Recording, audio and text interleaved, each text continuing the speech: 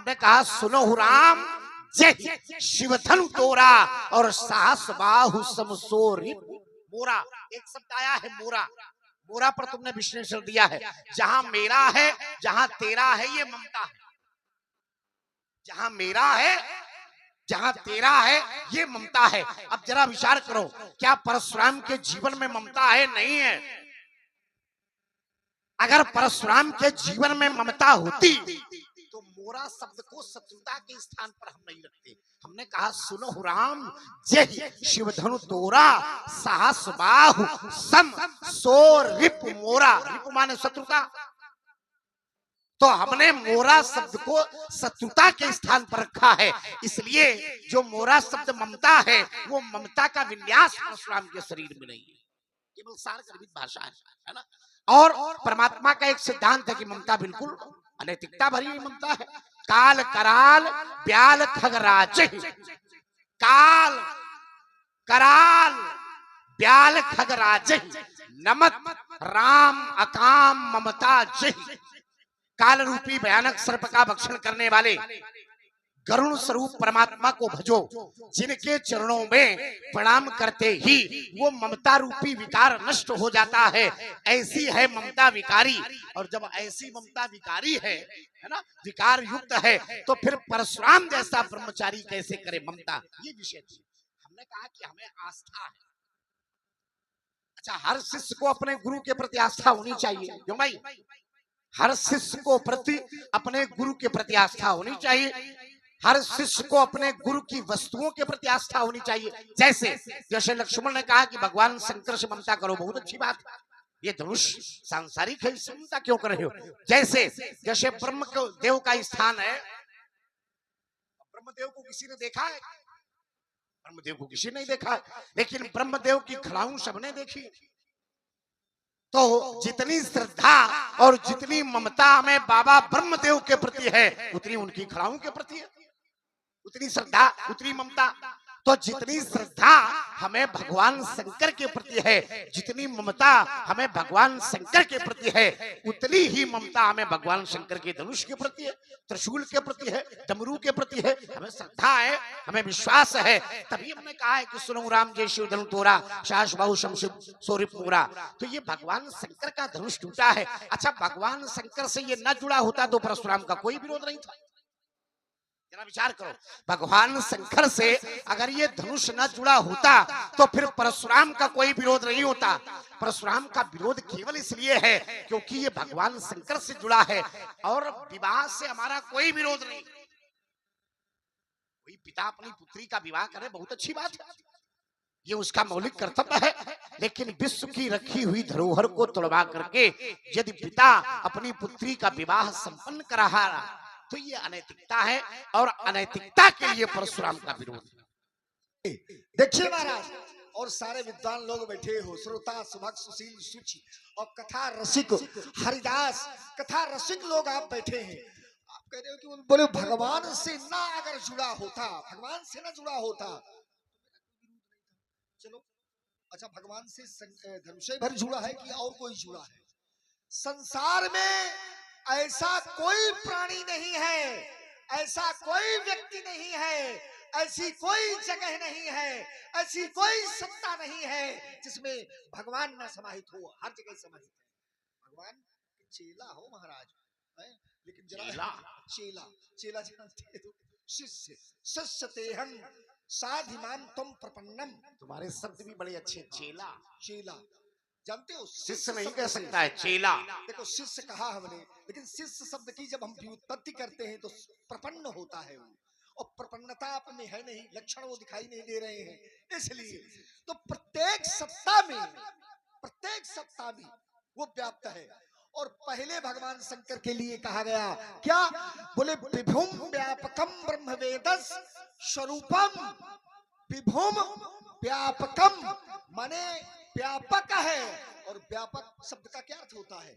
व्यापक शब्द का अर्थ ये होता है कि संपूर्ण सत्ता में व्यापक है। जैसे अग्नि संपूर्ण सत्ता में व्यापक है, इसी प्रकार वो परमात्मा यानी भगवान शंकर हर सत्ता में व्यापक है। विभुम व्यापकम ब्रह्म वेद स्वरूपम।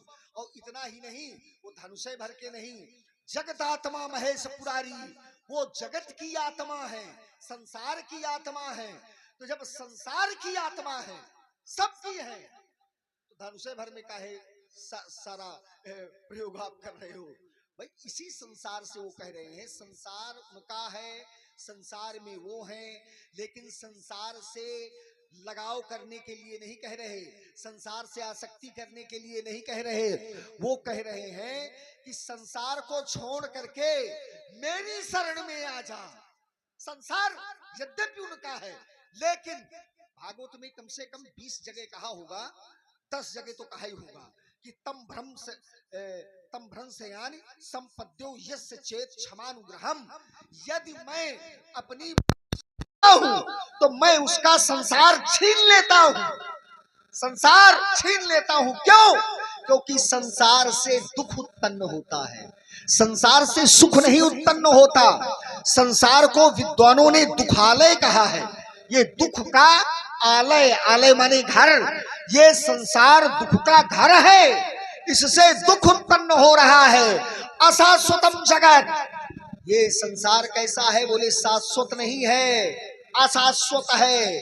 इससे काम क्रोध लोभ मोह आदि विकारों का जन्म हो रहा है इस संसार से।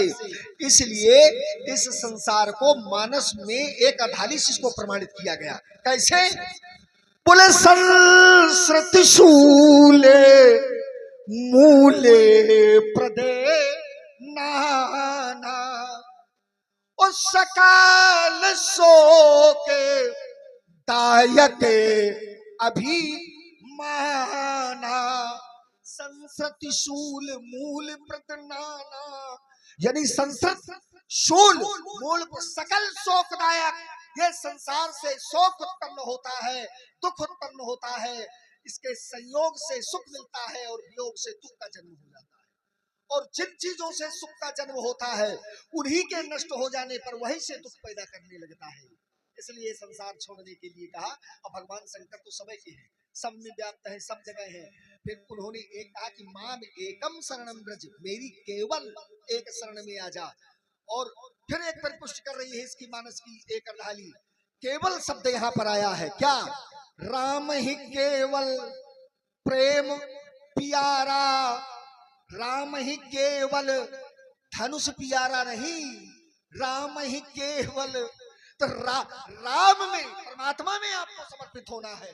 और आप अगर आपका सारा ध्यान, सारा केंद्र, सारी आसक्ति यदि भगवान शंकर में हो जाए। एक शब्द आपने प्रयोग किया था, बड़ा अच्छा लगा। आपने कहा कि राजकुमार, ये अगर मुझको धनुष के प्रति ममत्व होता तो मोरा शब्द को मैं शत्रु के स्थान पर न रखता। तो आपको शायद पता ना हो कि शत्रु और मित्र ये दोनों ममत्व से पैदा होते हैं। शत्रु और मित्र दोनों मायाकृत हैं, कोई परमार्थिक नहीं है। कैसे? बोले शत्रु मित्र सुख दुख जगमाही, शत्रु मित्र सुख दुख जगमाही, मायाकृत परमार्थ नहीं। सब मायाकृत है। तो यदि मायाकृत है तो फिर आपने इसको शत्रु के स्थान में नहीं रखा, तब भी ममत्व है। ममत्व का जन्म तो यहीं से है ही, हो ही रहा है। अब अगर आपको परमात्मा से ममत्व होता तो आपने एक अर्धाली पढ़ी थी और आपको ये बात स्वीकार करनी चाहिए थी। क्या? बोले उमा कहूं मैं अनुभव अपना, और सतहरि भजन जगत सब सपना। तो जगत यदि सपना है तो सपने के चक्कर में काहे पड़े हो भाई? आपको जो है धनुष को छोड़कर, ये जो धनुष के टूटने और इसमें देखिए, जब साधक को श्रद्धा हो जाती है, विश्वास हो जाता है, समर्पण हो जाता है, तो साधक की स्थिति ऐसी हो जाती है। कैसी? बोले निंदा स्तुति उभय सम, ममता मम पद कंज, ते सज्जन मम प्राण प्रिय, गुण मंदिर सुख कुंज। निंदा स्तुति उभय यदि कोई मान करता है भी वो उसके लिए समान, और यदि कोई अपमान करता है तो भी उसके लिए समान। अब ममता मम पद कंज, उसकी चरणों में, परमात्मा के चरणों में ममता हो जाने के बाद निंदा जय पराजय सज्जन दुर्जन काशी मगहर मरुस्थल मालवा जड़ चेतन राग विराग सब में समत्व का दर्शन करने लगे, उसके लिए कोई छोटा बड़ा नहीं होता है। तो फिर ऐसी स्थितियां क्यों है? मैं लक्ष्मण कह रहा बहुत सारे दर्शन दिए। लक्ष्मण ने कहा कि राम ही केवल प्रेम प्यारा, राम को केवल प्रेम प्रिय है। अच्छा, राम की तो कोई बात हमने की नहीं थी, एक दर्शन दिया है लक्ष्मण ने कहा कि राम ही केवल प्रेम प्यारा, राम की तो चर्चा हमने की नहीं। हमारी तुम्हारी लड़ाई भगवान शंकर और ये धनुष के प्रति हो रही है, पालाबंदी है ना। अब तुमने कहा कि राम ही केवल प्रेम प्यारा, राम को केवल प्रेम प्रिय है। अच्छा, राम को केवल प्रेम प्रिय है तो इसमें परशुराम का कोई विरोध भी नहीं है। राम से परशुराम का कोई विरोध नहीं है।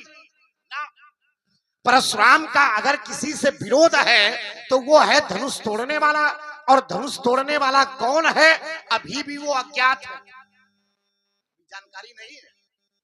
धनुष तोड़ने वाला कौन है उसकी अभी कोई जानकारी नहीं मिली है। तो राम से जैसे तुम प्रेम करते हो वैसे हम भी प्रेम करते हैं। जरा विचार करो, राम से तो जितना तुम्हें प्रेम है उतना हमें प्रेम। हमें तो अपराधी से शत्रुता है, हमने अपराधी का विरोध किया है, और अपराधी कौन है अभी वो ज्ञात नहीं है। इसलिए राम से उतने प्रेम हमको है जितना तुमको। एक बात, अब ये ना कहना कि राम ही केवल प्रेम प्यारा, केवल तुम्हारा नहीं हमारा भी है ना। जिस राम को देख करके परशुराम के नेत्र थकित रह गए हो, जिस परशुराम के नेत्र जीवन में कभी नहीं थके हो, जिस परशुराम की भुजाएं रणभूमि में कभी, जिस परशुराम के पैर रणभूमि में कभी नहीं थके हो, उस परशुराम के नेत्र राम को देख करके थकित रह गए। राम ही चिते रहे थकिलोचन, और रूप अपार मार मत मोचन, दूसरे विशेष है वो। अच्छा, विशेष पर परशुराम की कोई टिप्पणी नहीं है, हमें तो उतना ही प्रेम है जितना तुम्हें प्रेम। अब तुमने कहा कि भगवान शंकर, तुमने कहा कि संसार स्वप्नवत है। भगवान शंकर ने मैया उमा से कहा कि सब ये सपना है।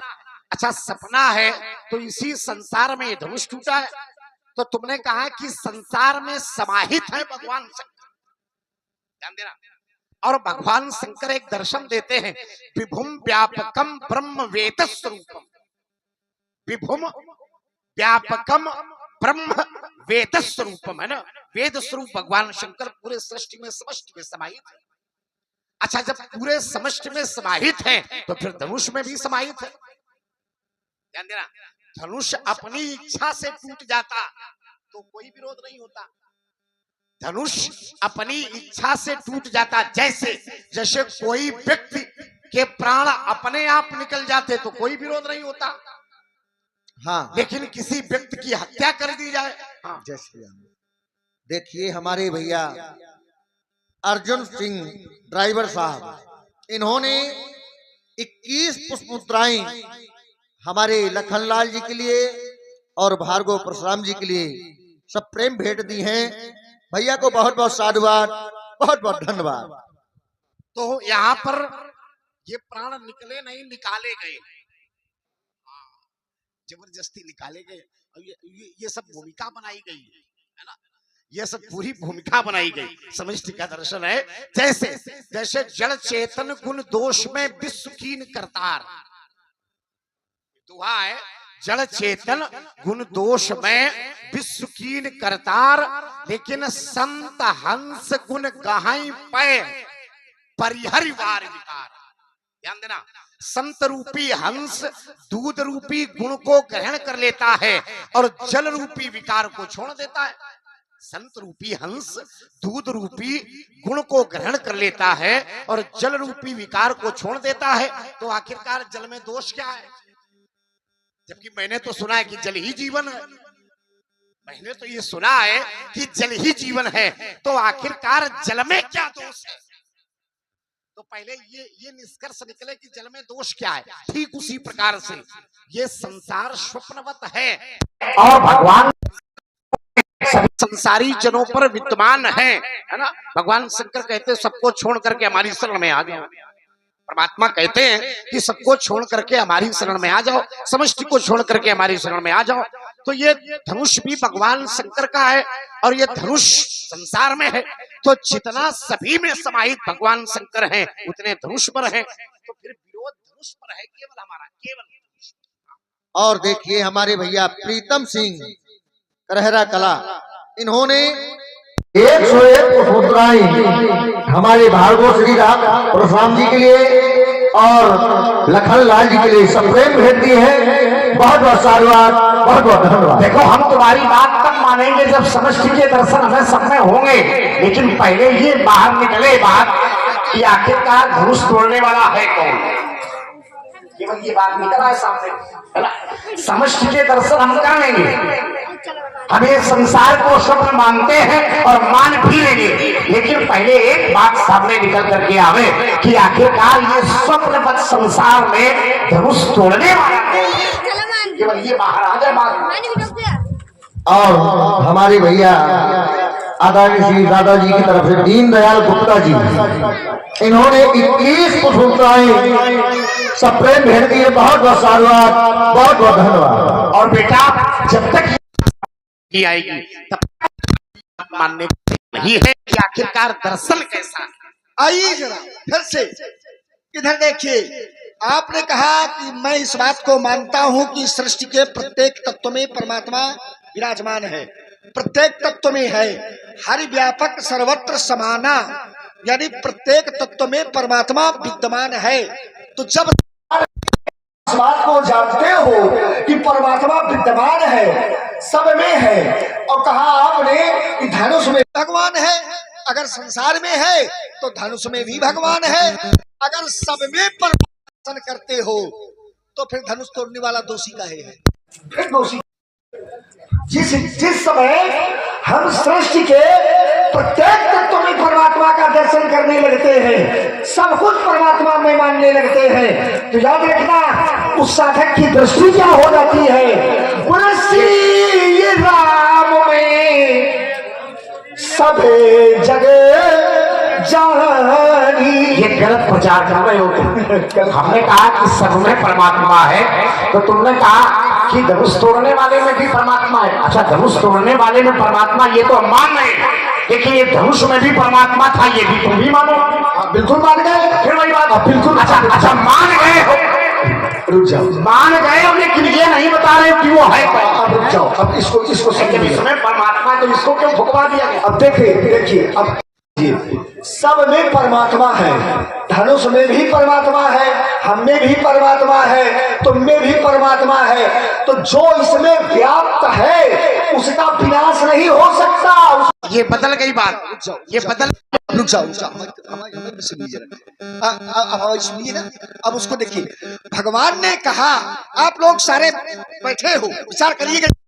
ईश्वर ने कहा कि ईश्वर अंश जीव अविनाशी और सहज सुखराशि।